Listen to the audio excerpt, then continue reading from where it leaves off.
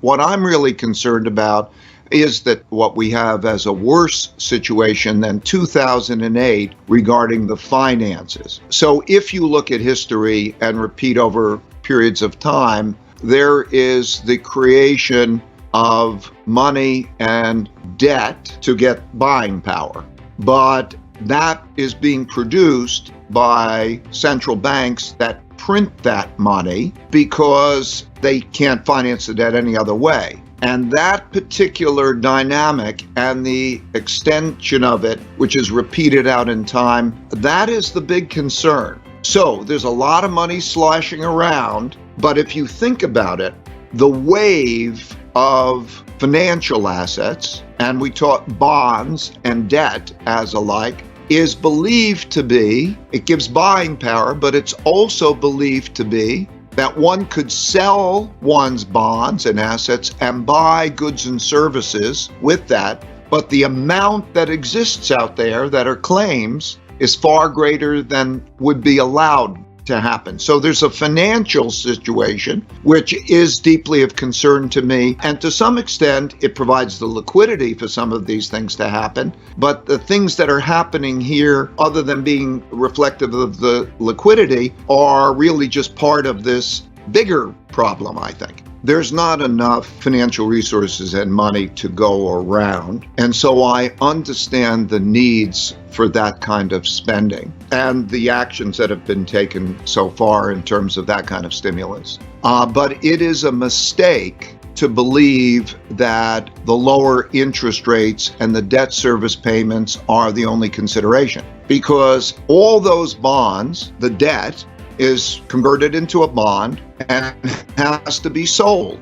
And it has to be sold to buyers who then find it attractive enough to own it. These interest rates are minus 1% in inflation-adjusted terms and about 1%, a little over, in actual terms. And they build a pile of those debts that the bondholders believe they can turn into buying power by selling the bonds and making that purchase. I don't mean to sound technical, but what I mean is that when you have a lot of claims of assets, they're not providing a good return, and you have the world own too many of them, it's not probably going to be able to be bought by those. That means that they will have to, Federal Reserve will have to make up a gap, a funding gap. The upshot of this is it is in cycles. This has happened throughout history. You can go back thousands of years and you see the pattern. And that pattern is not a pattern of good finance. It risks the dollar. It risks that the possibility that that won't be a good storehold of wealth, those bonds. And that's not good, sound finances. So one should not delude oneself into believing that because interest rates are low, that's not a problem. I think it'll be a problem. I think one of the most important things to consider too is that money that's going to be expended also going to be productive in terms of producing goods and services and so on in its way? I don't think we're paying enough attention to productivity either. So I'm just a mechanic looking at how the machine works.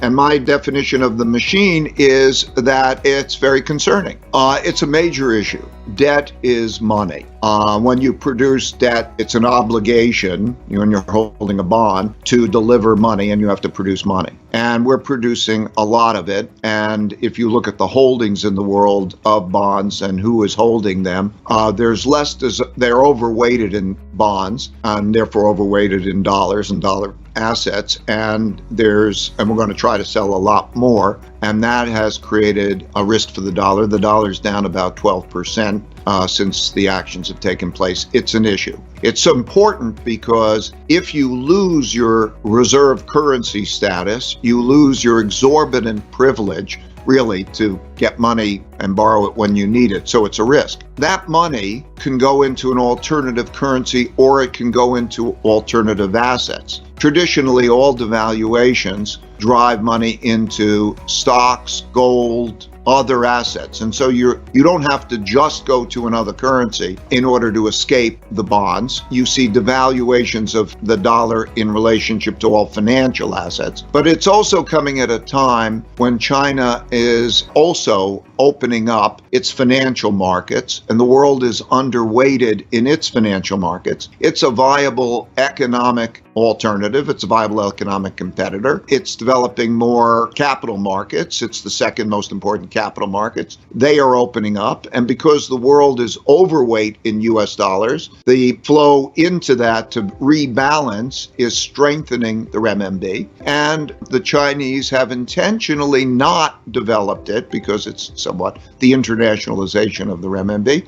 But now there is the internationalization of the renminbi.